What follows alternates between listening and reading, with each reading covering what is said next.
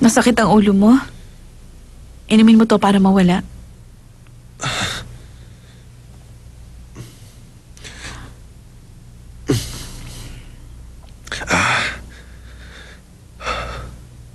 Mag-shower ka muna. Pagkatapos kainin mo yung soup na ginawa ko. Sige.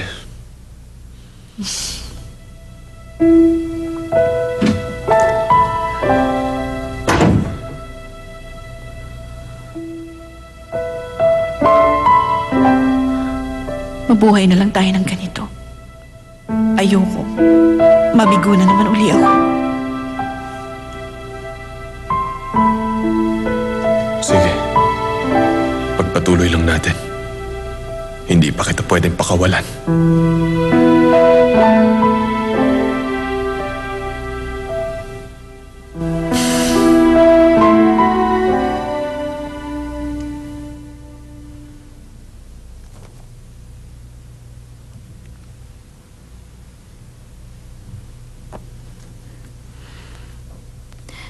Samuel, aalis muna ako. Hindi mo na ba ako kakausapin? Maraming tao sa department store. Mapapagod ka lang. Babalik ako agad. Hindi ako mapapagod.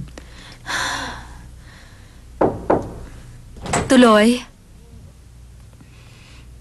Oh, anong kailangan mo? Ganito pala ang kwarto ng bagong kasal.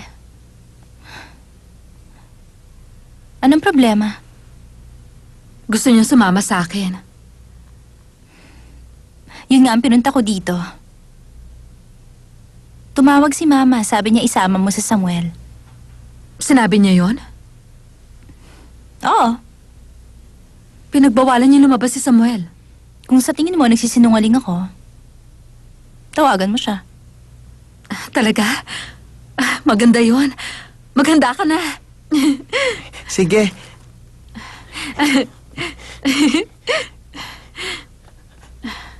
Sandali.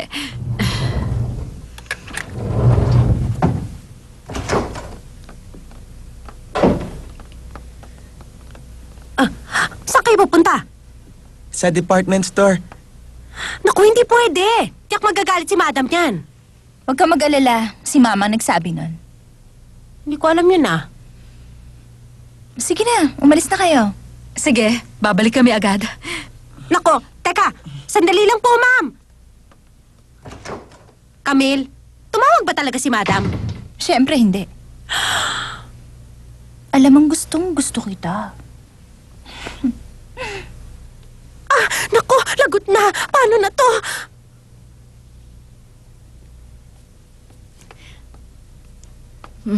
Mama, magkape mo muna kayo. Biyenan mo ba talaga ako? Mama naman. Hindi, tawagin mo akong Mrs. Gusto niyong bilhin ko? Mukha kasing bagay sa inyo yan eh. Ano ka ba? Anong ginagawa mo? Po? Sa tingin mo, masusuhulan mo ko? Mama naman, huwag na kayong magalit sa akin. Ayoko makipag-usap sa'yo. Hindi ka ba alis? Mama naman. Kung ganon, ako ang alis. Mama, ang totoo, pumupunta na ako sa kaibigan kong doktor. Talaga, Leia? Opo.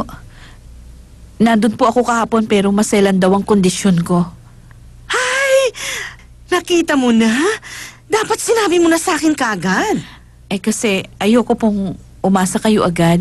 Hindi yun ganon. Ang mahalaga, sinusubukan mo. Kung gano'n, hindi na po kayo galit sa akin? Nagalit na ba ako ng matagal? Sige, aalis na po ako. Sandali, ito nga palang purse. Alam mo, Leia, mukhang babagay ito doon sa bagong biling fur coat ko. Diba? Opo, bibilin ko. Ay, nakakahiya naman, pero sige. Nasa meeting pa rin ba siya hanggang ngayon? Pakisabi naman sa kanyang hihintayin ko siya. Salamat. Anong tinitingnan mo? Nakapunta ka na naman dito, di ba? Maraming tao. Marami ding bagay. Ngayon ka pa lang ba nakapunta dito? Oo. Sige, ipapasyal kita. Tara. Maganda ba? Oo. Ito.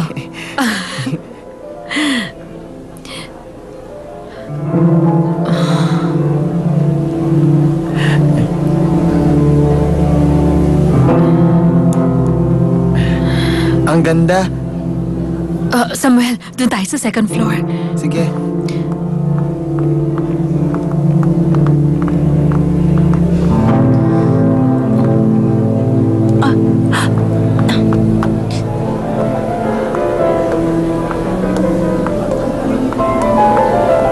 Sabi po ni Cheska, maghihintay na lang daw po siya sa baba, madam. Sige. Cheska, ang daming damit dito. Gusto mo? Ibibili kita kapag may nagustuhan ka. Excuse me? Yung suot niyong hairpin, sa inyo po ba yan? Oo, may problema ba?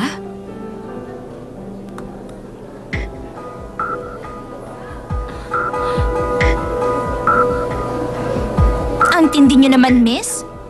Tingnan niyo, may tag price pa tong hairpin niyo. Paano yan napunta sa buhok ko? Hairpin ko to. Samuel, Inamin niyo din. Sumama kayo sa akin. sorry. Hindi lang tayo nagkaintindihan. Sa opisina na kayo magpaliwanag. Nagkamali lang kami. Hindi namin sinasadya yun. Gusto mo akong maniwala? Huling-huli ka na, nasa buhok mo tong hairpin. Ano ba idadahilan mo? Pasensya na. Hindi namin sinasadya. Miss, patawarin mo na kami. Sige na, ha? Sumama kayo! Pagkatapos niyo magnakaw, mananakit kayo? Ano ka ba? Bakit sa ginawa yun? Security! May mga shoplifter dito! Pasensya ka na. Hindi niyo sinasadya. Sorry na. Humanda kayo! Sorry, Nami. Bilis! Hulihin niyo sila! Ito ba dalawang to?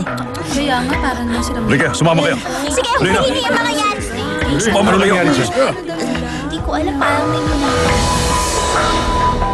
Kasi sir, magnanakaw po sila. Ninakaw po nila yung tinda naming hairpin. Tapos nanakit nung sinita ko sila. Pasensya na. Hindi namin sinasadyang kunin yon. Ako nang bahala. Si Samuel. Bumalik na kayo sa pwesto. Dapat po silang Kunin ipakulong. mo siya. Hindi niyo ba ako narinig? Bumalik na kayong lahat sa trabaho niyo.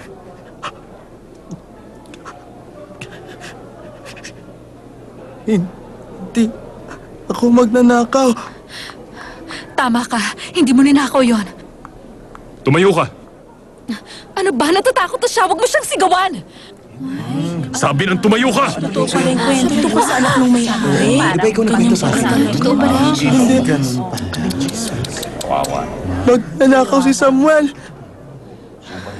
Pala yun, no? Pero dapat hindi na pinapansin. Kaya, Ako, nakakatakot eh.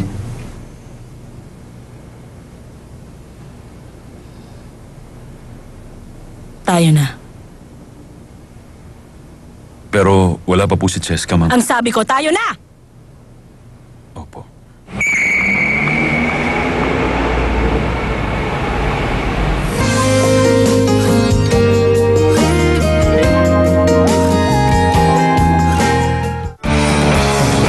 Don't go away.